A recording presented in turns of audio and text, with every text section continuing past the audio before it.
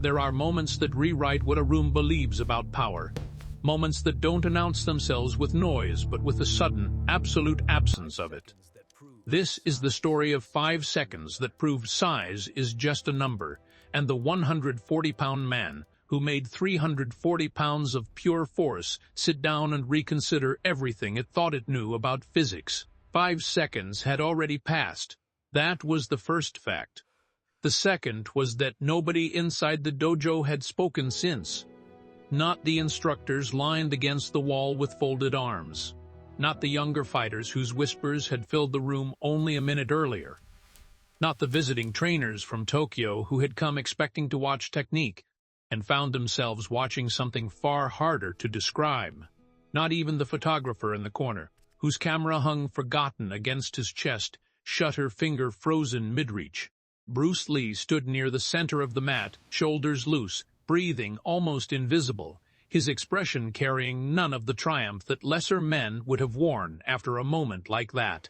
3 feet away, the 340-pound sumo champion was sitting upright on the tatami, staring at the place where balance had left him, trying to understand how something so small could feel so final. No one moved. No one coughed. No one broke the silence. Because what they had just seen did not look like force defeating force. It looked like certainty meeting something it had never prepared for. And that was the part no one in the room was ready to say out loud. What they had just witnessed wasn't a fight. It was a physics lesson delivered by a 140-pound professor to a 340-pound student who had never questioned gravity before.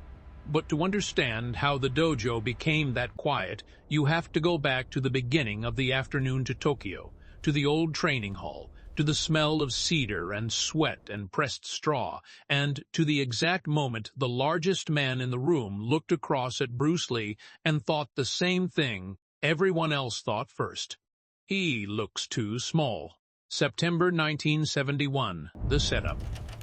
To understand why these two men stood facing each other that September afternoon, you need to understand what 1971 meant for Bruce Lee. He had just wrapped filming on The Big Boss in Thailand. Hollywood had rejected him for the role of Kwai Chang Caine in Kung Fu, a role he had conceptualized and given it to David Carradine. The sting of that rejection still burned. But Bruce Lee did not respond to rejection by retreating. He responded by becoming undeniable. When Master Hideaki Ishikawa extended an invitation to visit his traditional dojo in Tokyo, partly as a gesture of respect, partly as a quiet test, Bruce accepted, not to prove himself to strangers, but because truth interested him more than reputation. Takeshi Arakawa, the reigning national sumo champion, was Ishikawa's prize student. 31 years old, 5 feet 11 inches, 340 pounds. He had never been moved by a man under 200 pounds, never been thrown by anyone who didn't outweigh him. His record was 47-3, and those 3 losses had come from men who collectively weighed over 900 pounds. When he heard a movie martial artist from Hong Kong was visiting, his response was polite but dismissive. "I will welcome him with respect," he told Ishikawa. "But size is size, and physics does not make exceptions for fame." Ishikawa smiled but said nothing. He had seen Bruce move, and he knew that sometimes physics works in ways that muscle cannot predict. The afternoon heat and rising tension. The afternoon arrives with the heavy softness of late summer refusing to leave. Heat clings to the city even though autumn has already begun its slow argument with the season. Outside, traffic moves with its usual disciplined impatience. Inside the dojo, the air is warmer than it should be, thick with the smell of training old tatami, damp cotton, polished wood, liniment, and the faint mineral trace left behind by men who have spent years falling and rising in the same place. The hall is not enormous, but it is serious. That is different. Serious rooms do not need decoration. Their history is carried in use. The floor bears the pressure marks of thousands of feet. The beams above are darkened with age. High windows admit light in angled strips that leave sections of the mat in brightness and others in a softer shade. Every sound seems a little clearer in a place like this. The shift of cloth, the breath drawn before effort, the bare heel brushing the tatami. There are 68 people in the hall that day, not spectators in the ordinary sense. Practitioners, coaches, senior students, a few invited guests, men who know enough to recognize the difference between performance and truth, even if they cannot always explain it. By 1971, Bruce Lee is already famous enough to be discussed in rooms before he enters them. But fame does not explain the feeling of his presence. Fame is loud. Bruce Lee is not. He is 30 years old, 5 feet 7, just over 140 pounds, lean enough to seem almost slight until he moves, and then the body reveals itself not as small but as finished. There is nothing extra in it, nothing ornamental. He looks like a body reduced to intention. When Bruce arrives that afternoon, he does not arrive theatrically. He steps into the dojo with the same calm efficiency he brings to everything, greets the host with a slight nod, removes his shoes, and takes in the room with one passing glance that somehow seems to notice everything without lingering on anything. The younger students look at him with open curiosity. The older men are more careful. They have heard too much and seen too little, and that combination always produces a special kind of skepticism. Arakawa notices him immediately. That is not because Bruce is loud. It is because Bruce feels different from the rest of the room, calm in a way that does not ask permission, still in a way that does not resemble rest. Even when he is doing nothing, he gives the impression of complete availability, as though every part of him can become action without transition. Still, first impressions are stubborn things, and Arakawa's first impression is size. Not mockery, not contempt, just arithmetic. He has spent 22 years in a discipline that begins with mass, balance, and pressure. In his world, size does not guarantee victory, but size, when trained correctly, becomes a problem that cannot be discussed lightly. He has driven men backward with the force of a single forward burst. He has broken postures, taken space, uprooted bodies bigger than most ordinary men. He knows what 340 pounds can do when it moves with commitment. So when he looks at Bruce Lee, what he sees first is not legend. He sees a man who appears too light to stop what sumo creates. The demonstration begins. The session begins respectfully. There are demonstrations first. Footwork, positional work, short exchanges for the benefit of the visiting martial artists. Bruce watches the early part with the attentive stillness of someone who is never merely waiting his turn. He studies structure the way serious musicians study rhythm, not as separate fragments, but as a language with rules, habits, blind spots. Arakawa demonstrates next. The room changes when he moves. Large men often give the illusion of slowness until they choose to cover distance. Then the illusion disappears. Arakawa's forward pressure is not explosive in the theatrical sense. It is worse than that. It is relentless, measured, committed. Once he starts, the movement does not argue with itself. The whole body agrees on direction. The students watching from the wall murmur their appreciation. Bruce says nothing. He only watches. Afterward, introductions become conversation. The host brings the two men together near the edge of the mat. A translator stands nearby, though Bruce understands more than he needs and far more than he lets on. There is a formal exchange of bows, then a handshake.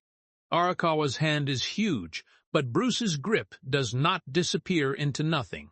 There is structure in it. Awareness. A brief exchange of information with no words attached.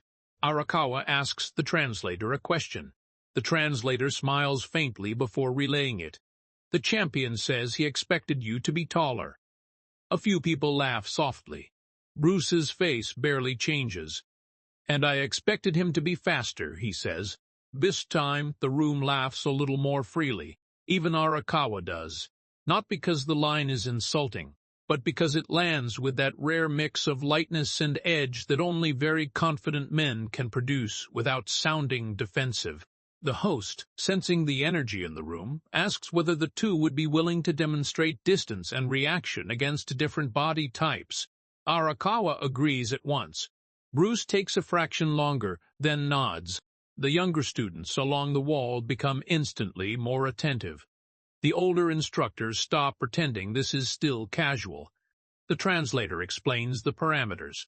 No full fight. No reckless force. Just an exchange. A demonstration of response. But language has limits, and everyone in the room understands that when two men of this level step onto open space together, a demonstration is only a polite name for truth. 5 seconds, that rewrote reality. They move to the center of the tatami. Arakawa settles into readiness first, though stance is too narrow a word for what sumo creates. He lowers, not deeply, but enough to root.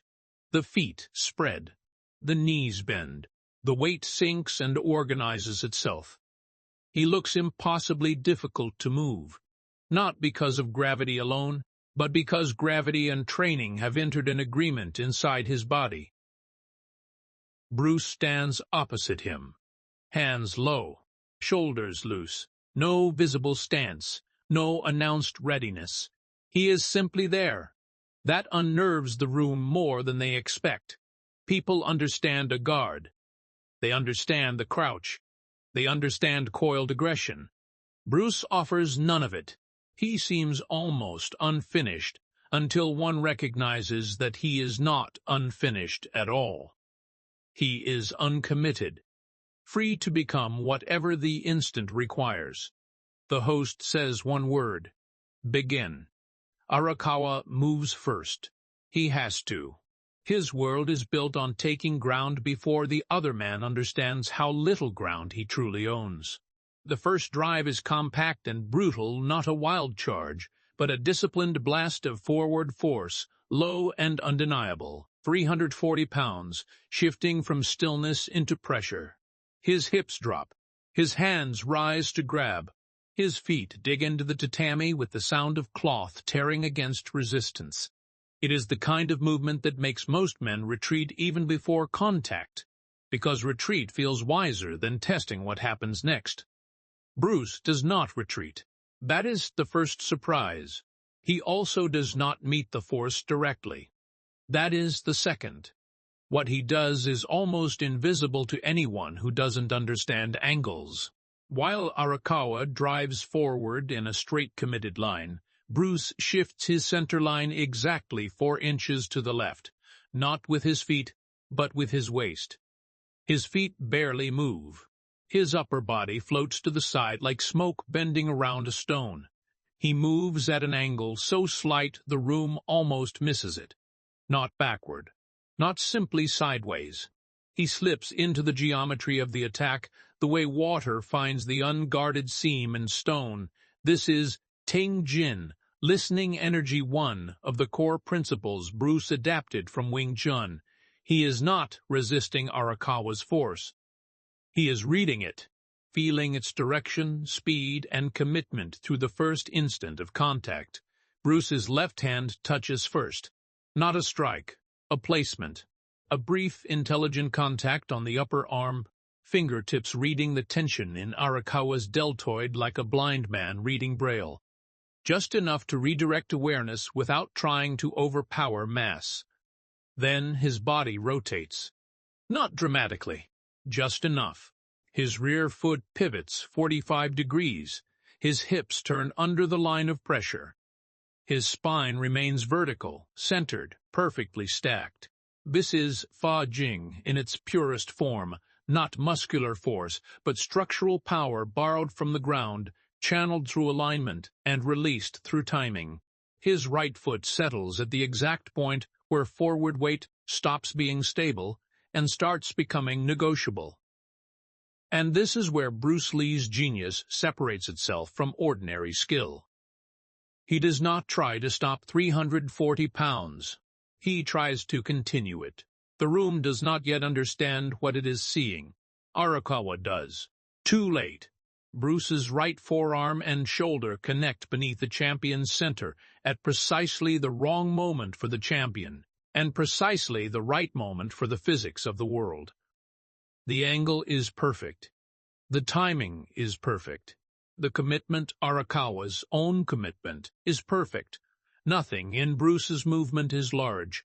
Nothing in it looks forceful to an untrained eye. But force is not the point. Position is. One witness would later describe it like this: like a needle inserted at exactly the right acupuncture point, the entire system collapsed from one small, perfectly placed pressure. Arakawa's balance lifts by a whisper. That is all. A whisper is enough. His forward drive, which would have crushed resistance, suddenly finds no resistance in front of it and no certainty beneath it. For one impossible beat, 340 pounds becomes weight without command. And then the champion tips. Not violently, not absurdly, just truthfully. He goes down to the tatami with the full, startled heaviness of a man whose body obeyed a law his pride had never needed to study. The sound of impact is singular and final, like a book closing. 5 seconds, maybe less. The silence that taught more than words. The dojo goes silent before the sound of impact fully fades. Bruce steps clear and stops. No pose. No follow-up. No flourish. Along the wall, a young judoka named Kenji Yamamoto feels his understanding of leverage crack open like an egg. He has spent 8 years learning to use an opponent's force against them, but he has never seen it look like this. So small, so simple, so utterly without struggle. An older instructor, a 6th dan in Shotokan karate, closes his eyes briefly, not in disappointment. In recognition, he has heard the stories of the old Okinawan mastersmen who could drop larger opponents with movements that looked like nothing. He had assumed the stories were exaggerated. He will not assume that again. The photographer finally raises his camera. The shutter clicks once. That photograph slightly out of focus, capturing Bruce standing loose and centered, while Arakawa sits staring. Upward will circulate through martial arts magazines for decades, but no photograph can capture what the room felt in that moment. Confusion and clarity arriving in the same breath. Arakawa sits upright almost immediately. He is not hurt. That makes it worse.